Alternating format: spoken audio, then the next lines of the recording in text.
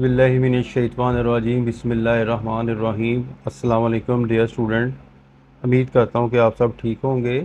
आज की हमारी वीडियो का टॉपिक है क्लास 10 ग्रामर पोर्शन के अंदर हम करेंगे पैराग्राफ उर्दू टू इंग्लिश, और आज पैराग्राफ करेंगे 17 यानी कि 17 नंबर हम जो है वो पैराग्राफ करेंगे। तो लेट्स स्टार्ट, शुरू करते हैं।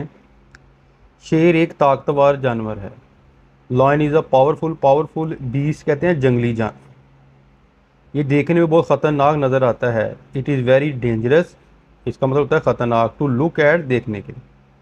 इसकी गर्दन पर लंबे लंबे बाल होते हैं। देयर आर लॉन्ग हेयर, लंबे बाल होते हैं। ऑन इट्स नेक, इसकी गर्दन पर।